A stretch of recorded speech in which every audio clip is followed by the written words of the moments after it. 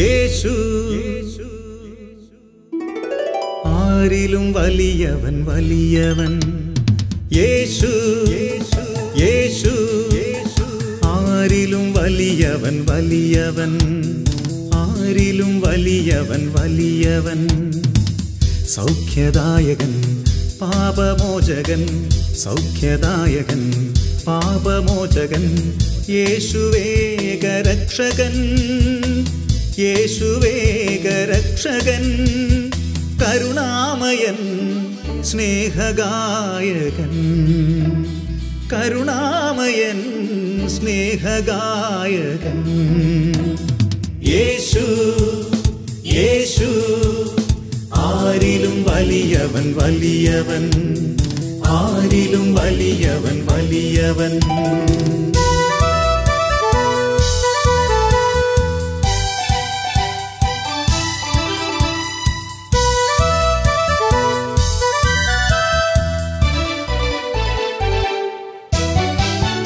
അത്ഭുതങ്ങളുടെ രാജാവ്, വിടുതലിൻ്റെ ആത്മാവ്.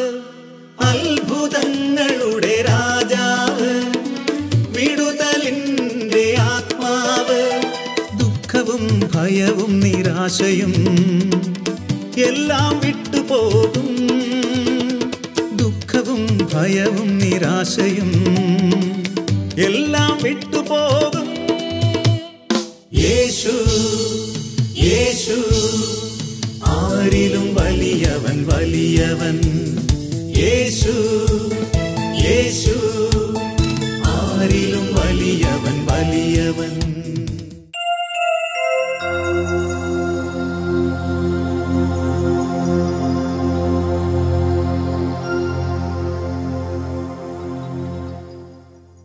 പിതാവായ ദൈവമേ, അങ്ങയുടെ പുത്രനായ യേശുക്രിസ്തുവിൻ്റെ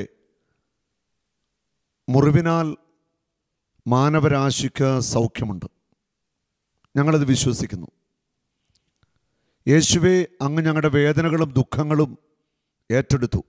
ഞങ്ങളത് വിശ്വസിക്കുന്നു. കർത്താവ്, ഇന്നത്തെ ഈ വചന ശുശ്രൂഷയിലൂടെ വർഷങ്ങളായിട്ട് രോഗാവസ്ഥയിൽ കിടക്കുന്ന അനേകം രോഗികളെ ഇന്ന് സൗഖ്യമാക്കണമേ. വർഷങ്ങളായി തളർന്നുപോയവർ, മാനസിക രോഗം ബാധിച്ചവർ, ക്യാൻസർ ബാധിച്ചു കിടക്കുന്നവർ, വ്യത്യസ്തമായ രോഗങ്ങളിൽ ജീവിതത്തിൽ നിരാശരായിരിക്കുന്നവർ, അവരെയൊക്കെ ഒന്ന് ആശ്വസിപ്പിക്കുവാൻ അങ്ങയുടെ മുറിവേറ്റ കരം വയ്ക്കണമേ. യേശുവേ, ഈ വചന ശുശ്രൂഷയിലൂടെ അങ്ങയുടെ സൗഖ്യത്തിൻ്റെ അത്ഭുത ശക്തി അയക്കണമേ.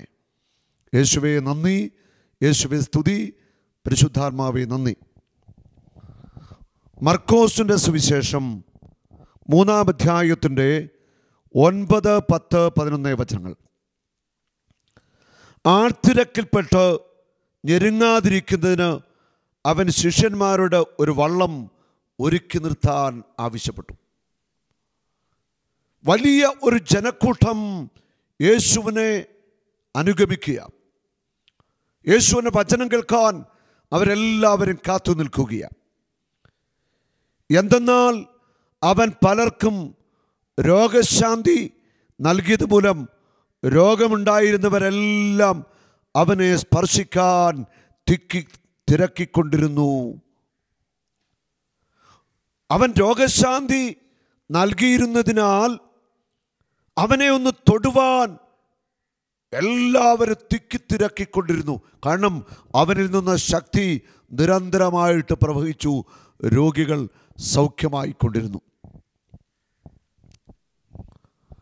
അശുദ്ധാത്മാക്കൾ അവനെ കണ്ടപ്പോൾ അവൻ്റെ മുമ്പിൽ വീണ് നീ ദൈവത്തിനാണ് എന്ന് വിളിച്ചു പറഞ്ഞു. അലറിക്കൊണ്ട് അശുദ്ധാത്മാക്കൾ വിട്ടുപോകുക. അവിടെ യേശു സൗഖ്യദായകനാണ്. യേശു സൗഖ്യം നൽകും. അവൻ്റെ നാമത്തിൻ്റെ അത്ഭുത ശക്തിയിൽ പിശാചുകൾ വിട്ടുപോകും. രോഗികളായിട്ടുള്ളവർ ഹൃദയം നുറുങ്ങി കണ്ണുനീരോടെ പ്രാർത്ഥിക്കുക സൗഖ്യത്തിനു വേണ്ടി. എല്ലാ രോഗികളും എന്തുകൊണ്ടാണ് സൗഖ്യം പ്രാപിക്കാത്തത്? അതിന് കാരണങ്ങളുണ്ട്. ചില വ്യക്തികളെ യേശു പൂർണ്ണമായിട്ട് സൗഖ്യം നൽകുന്നു. ഒരാരോഗ്യം പ്രാപിച്ച് ജീവിതത്തിൻ്റെ മേഖലയിലേക്ക് അവർ കടന്നു പോകുന്നു. ചിലർക്ക് പൂർണ്ണമായ സൗഖ്യം ലഭിക്കുന്നില്ല.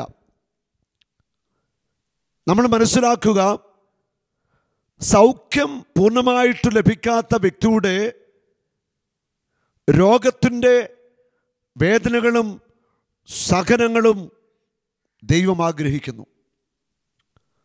അവരുടെ വേദനകളും സഹനങ്ങളും അനേകരുടെ മാനസാന്തരത്തിനു വേണ്ടി, അനേകരുടെ സൗഖ്യത്തിനു വേണ്ടി കർത്താവ് സ്വീകരിക്കുക. ഒരു ഭവനത്തിൽ രോഗിയായ ഒരു വ്യക്തി ഉണ്ടെങ്കിൽ ആ ഭവനവാസികൾ മനസ്സിലാക്കുക, ആ വ്യക്തിയിലൂടെ ദൈവത്തിൻ്റെ കൃപയും അനുഗ്രഹവും സമർത്ഥമായിട്ട് ദൈവം അവിടേക്ക് ചൊരിയുവാൻ ആഗ്രഹിക്കുന്നു. പൂർണ്ണമായിട്ട് ഒരു കിടപ്പ് രോഗിയുണ്ടെങ്കിൽ, തളർന്നു കിടക്കുന്നു, വർഷങ്ങളായി. അടുത്ത നാളിൽ ഒരമ്മ ചോദിച്ച ഒരു ചോദ്യമാണ്. അമ്മയുടെ മകള് വിവാഹമൊന്നും കഴിച്ചിട്ടില്ല, 13 വർഷം മുൻപ് പെട്ടെന്ന് ശരീരം തളർന്നുപോയി കിടപ്പിലാണ്. ആ അമ്മയുടെ ചോദ്യം ഇതാ, ഇതൊരു ശാപമാണോ? ഒരിക്കലുമല്ല. രോഗം ഒരു ശാപമല്ല. 13 വർഷമായിട്ട് കിടക്കുന്ന മകളെ ശുശ്രൂഷിക്കുന്ന അമ്മയുടെ സങ്കടവും വേദനയും നമുക്ക് മനസ്സിലാകും. കുടുംബാംഗങ്ങളുടെ വിഷമം നമുക്ക് മനസ്സിലാക്കാൻ പറ്റും. ഇതൊരിക്കലും ഒരു ശാപമല്ല. ആ പെൺകുട്ടിയുടെ സഹനത്തിലൂടെ അനേകർ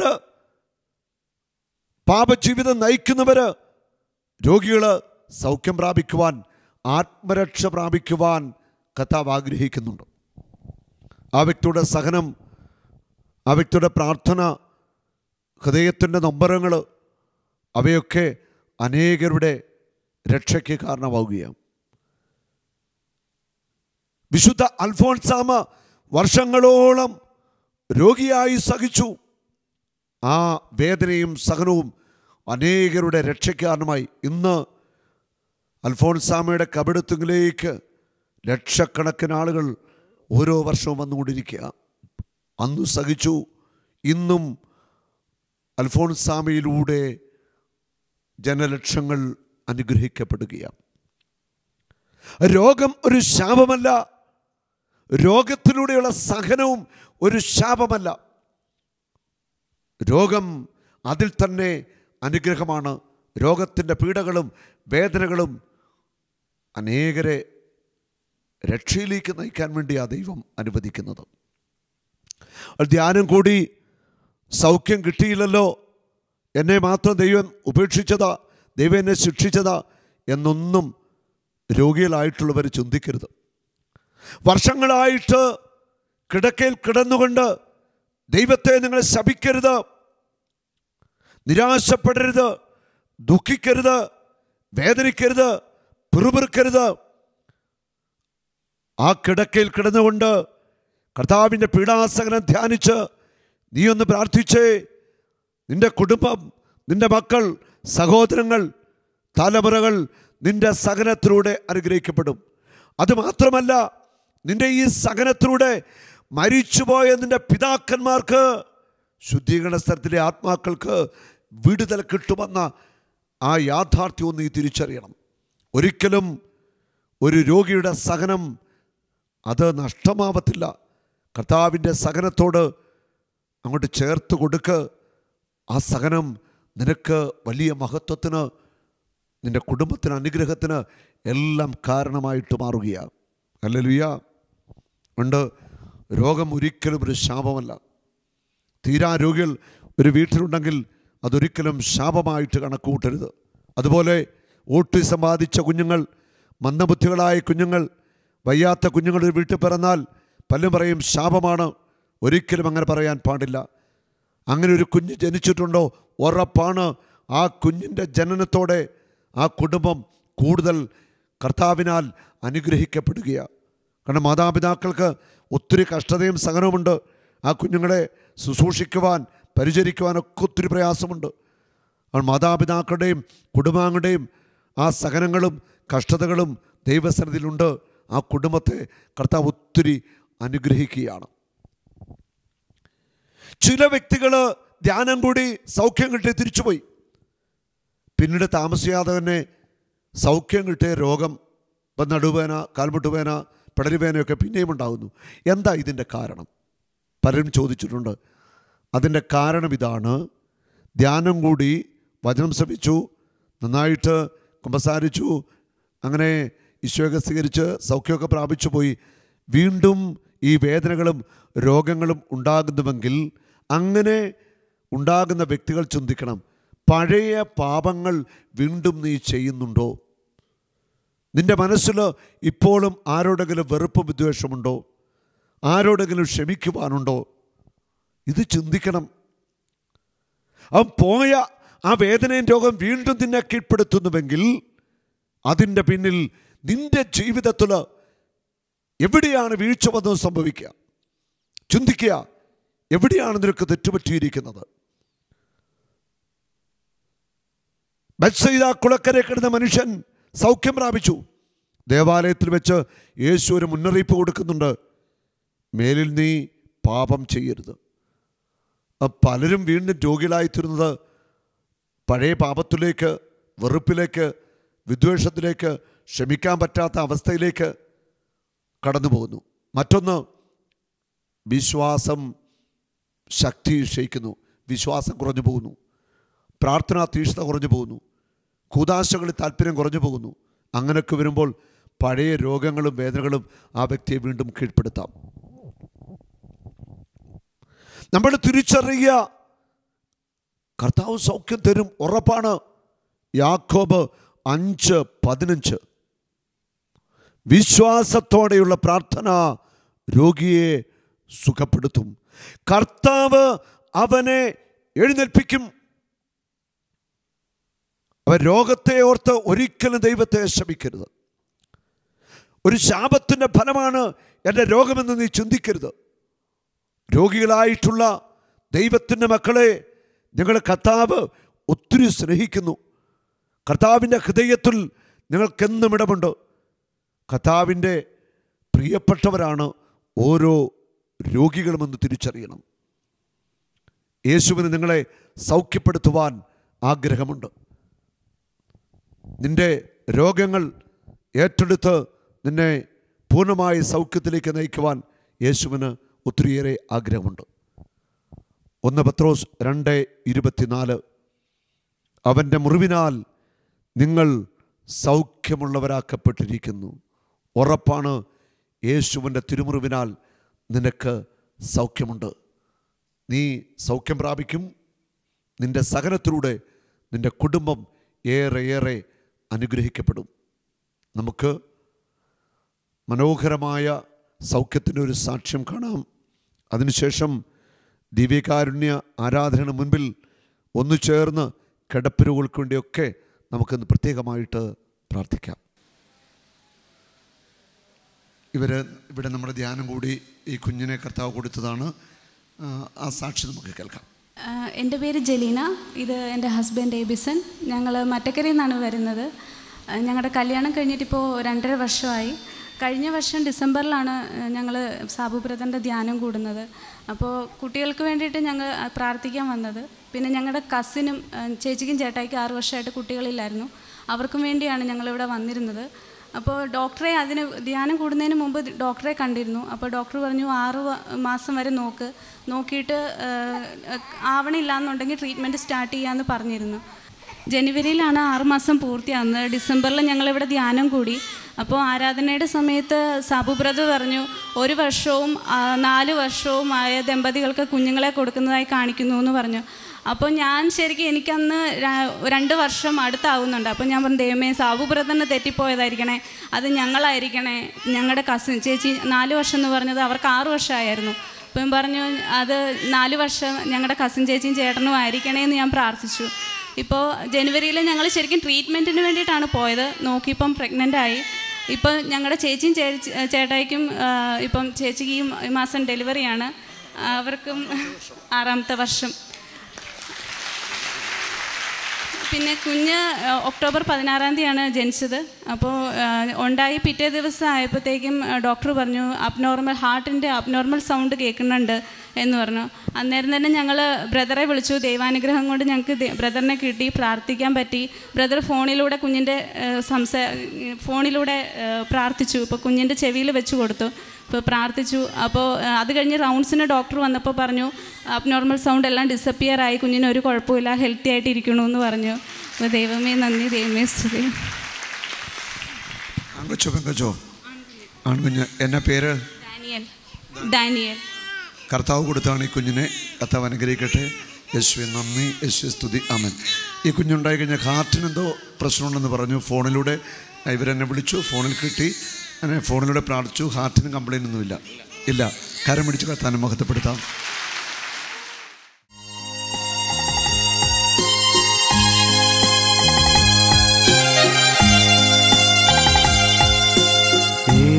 ഏഴുവിളക്കിൻ നടുവിൽ ശോഭപൂർണന മാറത്തു പൊൻ കച്ചയണിഞ്ഞും കാണുന്നേശുവേ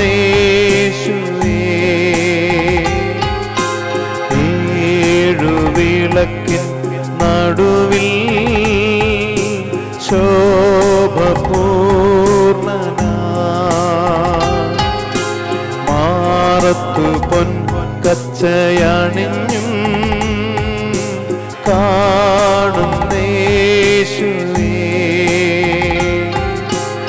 ആദ്യനും അന്ത്യനും നീ മാത്രമേശുവേ സ്തുതികൾക്കും പുകഴ്ചയ്ക്കും യോഗ്യനേശുവേ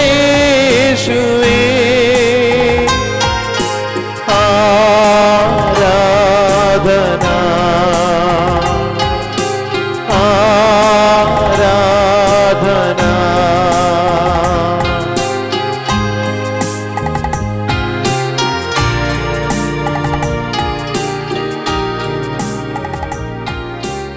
എല്ലാ പ്രതീക്ഷകളും നഷ്ടപ്പെട്ട ഒരു മനുഷ്യൻ ആ മനുഷ്യൻ്റെ അടുക്കൽ വന്നിട്ട് രക്ഷകനായ യേശു ചോദിക്കുന്നു, നീ സൗഖ്യം പ്രാപിക്കുവാൻ ആഗ്രഹിക്കുന്നു?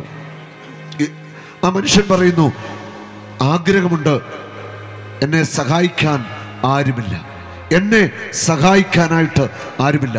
ആ മനുഷ്യൻ്റെ വേദന അതായിരുന്നു.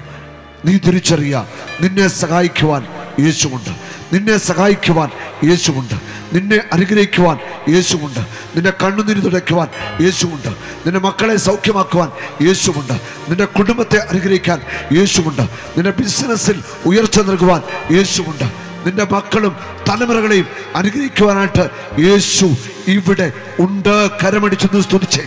Hallelujah, hallelujah, hallelujah. കരം ഉയർത്തി അടിക്കാമോ?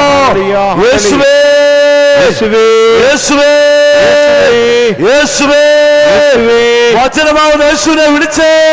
ഏതു തകർച്ചയിൽ നിന്നും ഏതു സഹനത്തിൽ നിന്നും നിന്നെ ഉയർത്തുന്ന യേശുവിൻ്റെ മുഖത്തേക്ക് നീ നോക്കണം. നിന്റെ തകർച്ചയിലേക്ക്, രോഗത്തിലേക്ക് നീ നോക്കിയിരിക്കില്ല, കടബാധ്യതയിലേക്ക് നോക്കിയിരിക്കില്ല. കടബാധ്യത തീർത്തു തരുന്ന യേശുവിനെ വിളിച്ച് നീ അപേക്ഷിക്കണം. നിന്റെ മാരക രോഗത്തെ സൗഖ്യമാക്കുന്ന യേശുവിനെ നീ വിളിച്ച് അപേക്ഷിക്കണം. നീ തകർച്ച വരുമ്പോൾ, സഹനം വരുമ്പോൾ യേശുവിന്റെ മുഖത്തേക്ക് നോക്കുക. അവൻ നിന്നെ ഉപേക്ഷിക്കത്തില്ല. രണ്ട് കരങ്ങളൊന്നും ഉയർത്തിക്കേ, ദിവ്യ കാണിലേക്ക് നീട്ടി ശക്തമായി സ്തുതിച്ചേ. Hallelujah, hallelujah, hallelujah, hallelujah. യേശുവേ ആരാധന, ആരാധന, ആരാധന. യേശുവേ, യേശുവേ, സ്വരമുയർത്തി വിശ്വാസത്തോടെ വിളിച്ചേ. യേശു നാമത്തെ വിളിക്കാമോ? അപ്പത്തിൽ മറിഞ്ഞിരിക്കുന്ന യേശുവിനെ വിളിക്കട്ടെ. യേശുവേ. ഒരു നിമിഷം കരമൊന്ന് കൂപ്പിപ്പിടിക്കുക. ഈശോയുടെ മുമ്പിൽ നിന്റെ രോഗങ്ങൾ, കടബാധ്യത, മക്കളുടെ ആവശ്യങ്ങൾ എന്താണോ കർത്താവിന് കൊടുത്തേ നമ്മൾ പ്രാർത്ഥിക്കാൻ പോകുക. മക്കളില്ലാത്തവർ മക്കൾക്ക് വേണ്ടി പ്രാർത്ഥിച്ച്, ജോലിയില്ലാതെ വിഷമിക്കുന്നവർ ഒരു ജോലിക്ക് വേണ്ടി ദൈവസ്ഥിതി പ്രാർത്ഥിച്ച്, വിദേശത്ത് പോകാൻ ആഗ്രഹിക്കുന്നവർ ഒത്തിരി പേരെ പരിശ്രമിക്കുന്നുണ്ട്, അവർക്ക് നല്ല ജോലി കിട്ടാൻ, വിദേശത്ത് കിട്ടാൻ പ്രാർത്ഥിച്ച്, പഠിക്കുന്ന കുഞ്ഞുങ്ങളെയൊക്കെ സമർപ്പിച്ച് കുഞ്ഞുങ്ങൾക്ക് പഠിക്കാൻ വലിയൊരു ജ്ഞാനം, വലിയൊരു ബുദ്ധിശക്തി കുഞ്ഞുങ്ങൾക്ക് ലഭിക്കട്ടെ. രോഗികളായ കുഞ്ഞുങ്ങളെ സൗഖ്യപ്പെടുത്താൻ വേണ്ടി പ്രാർത്ഥിച്ച് ആസ്മ രോഗം, അലർജി രോഗം, സോറിയാസിസ്, അങ്ങനെ വ്യത്യസ്തമായ രോഗത്താൽ വിഷമിക്കുന്ന കുഞ്ഞുങ്ങളുണ്ട്. അങ്ങനെയുള്ള കുഞ്ഞുങ്ങളെ സമർപ്പിച്ച് അവർക്ക് സൗഖ്യം കിട്ടാൻ വേണ്ടി ഞങ്ങൾ പ്രാർത്ഥിച്ച് പഠിക്കാൻ കഴിവില്ലാത്ത കുഞ്ഞുങ്ങൾക്ക് പഠിക്കാൻ ബുദ്ധിമുട്ടാൻ പ്രാർത്ഥിച്ച് ജോലിയില്ലാതെ വിദേശത്ത് വിഷമിക്കുന്ന നിങ്ങളുടെ മക്കൾക്ക് വേണ്ടി പ്രാർത്ഥിച്ച് നിങ്ങൾ ചെയ്യേണ്ടത് നിങ്ങളുടെ വലത് കരം ശിരസിൽ വയ്ക്കുക. മക്കളില്ലാത്ത സഹോദരിമാർ മാത്രവും മക്കളെ ഇനി ആഗ്രഹിക്കുന്നവരും 2 കരങ്ങളും വയറവിക്കുക. ബാക്കി എല്ലാവരും വലത് കരം ശിരസിലേക്ക് വയ്ക്കുക. ഇനി ശക്തമായിട്ട് നിങ്ങളുടെ രോഗങ്ങൾ, ആവശ്യങ്ങൾ, തകർച്ചയൊക്കെ കർത്താവിന് കൊടുത്ത് ശക്തമായിട്ട് സ്തുതിക്കുക. മനസ്സ് തുറന്ന് സ്തുതിക്കട്ടെ. സ്തുതി പോരട്ടെ. Hallelujah, hallelujah, hallelujah. യേശുവേ ആരാധന, ആരാധന, ആരാധന. യേശുവേ ഹൃദയം തുറന്ന് വിളിക്കാമോ? യേശുവേ രോഗങ്ങൾ സമർപ്പിച്ച് വിളിച്ചേ. യേശുവേ, യേശുവേ, എന്റെ യേശുവേ. യേശുവിന്റെ നാമത്തില് ക്യാൻസർ വിട്ടുമാറട്ടെ. യേശുവിന്റെ നാമത്തില് മുഴകൾ അപ്രത്യക്ഷമാവട്ടെ. യേശുവിന്റെ നാമത്തില് നെഞ്ചിന്റെ വേദന വിട്ടുമാറട്ടെ. യേശുവിന്റെ നാമത്തില് ഹാർട്ടിന്റെ വാൽവിന്റെ ദ്വാരമടയട്ടെ. യേശുവിന്റെ നാമത്തില് നെഞ്ചുവേദന വിട്ടുമാറട്ടെ. Heart attack സൗഖ്യമാവട്ടെ. സ്തുതിച്ചേ നിങ്ങൾ. യേശുവിന്റെ നാമത്തില് ലങ്സ് സൗഖ്യം പ്രാപിക്കട്ടെ. യേശുവിന്റെ നാമത്തില് ആസ്മ വിട്ടുമാറട്ടെ. യേശു നാമത്തില് അലർജി വിട്ടുമാറട്ടെ. യേശു നാമത്തില് നടുവ് നട്ടല് സൗഖ്യമാവട്ടെ. യേശു നാമത്തില് കാൽമുട്ട് സൗഖ്യമാവട്ടെ. യേശു നാമത്തില് കൈകൾ ബലം പ്രാപിക്കട്ടെ. യേശുവിന്റെ നാമത്തില് ഇടുപ്പല് സൗഖ്യമാവട്ടെ. യേശുവിന്റെ നാമത്തില് തീരാരോഗങ്ങൾ സൗഖ്യമാവട്ടെ. സോറിയാസിസ്, ത്വക്ക് അലർജി, വെള്ളപ്പാണ്ടെല്ലാം വിട്ടുമാറട്ടെ.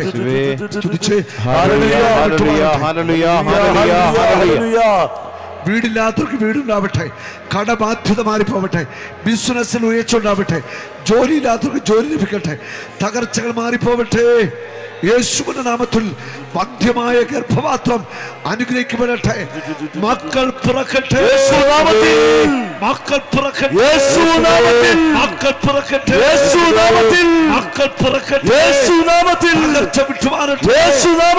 ബാധ്യത വിട്ടുമാറട്ടെ. ദൈവപിതാവിന് ആരാധന. കൈയടിച്ച് കരമീത്തടിച്ച് ഈശോയെ ആരാധിക്കാം.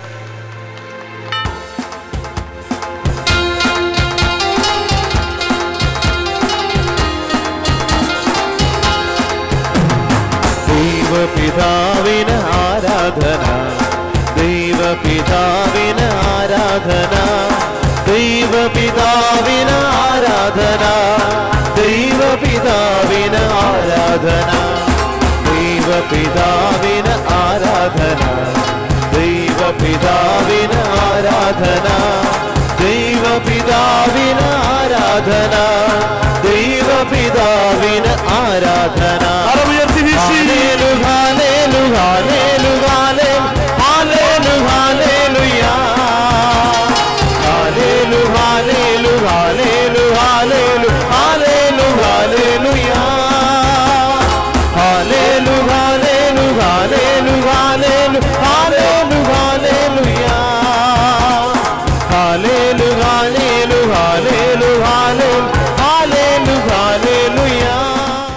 സങ്കീർത്തനം 115:1 ഞങ്ങൾക്കല്ല കർത്താവേ, ഞങ്ങൾക്കല്ല, അങ്ങയുടെ നാമത്തിനാണ് മഹത്വം.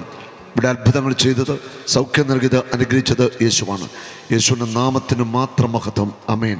ഹല്ലേലൂയ. പരിശുദ്ധ പരമദിവ്യകാരുണ്യത്തിന് നേരവും ആരാധനയും സ്തുതിയും പുകഴ്ചയും. പരിശുദ്ധ പരമദിവ്യകാരുണ്യത്തിന് നേരവും ആരാധനയും സ്തുതിയും പുകഴ്ചയും ഉണ്ടായിരിക്കട്ടെ. പരിശുദ്ധ പരമദിവ്യകാരുണ്യത്തിന് നേരവും ആരാധനയും സ്തുതിയും പുകഴ്ചയും ഉണ്ടായിരിക്കട്ടെ. Praise the Lord. യേശു ആരിലും വലിയവൻ, വലിയവൻ യേശു, യേശു ആരിലും വലിയവൻ, വലിയവൻ ആരിലും വലിയവൻ, വലിയവൻ സൗഖ്യദായകൻ, പാപമോചകൻ, സൗഖ്യദായകൻ, പാപമോചകൻ, യേശുവേകരക്ഷകൻ, യേശുവേകരക്ഷകൻ, കരുണാമയൻ, സ്നേഹഗായകൻ, കരുണാമയൻ സ്നേഹഗായകൻ. യേശു യേശു ആരിലും വലിയവൻ വലിയവൻ, ആരിലും വലിയവൻ വലിയവൻ.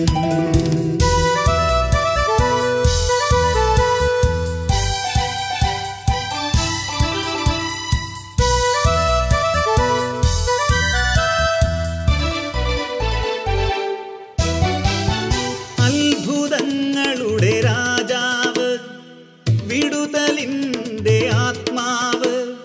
അത്ഭുതങ്ങളുടെ രാജാവ്, വിടുതലിൻ്റെ ആത്മാവ്. ദുഃഖവും ഭയവും നിരാശയും എല്ലാം വിട്ടുപോകും. ദുഃഖവും ഭയവും നിരാശയും എല്ലാം വിട്ടുപോകും. യേശു യേശു ആരിലും വലിയവൻ വലിയവൻ. യേശു യേശു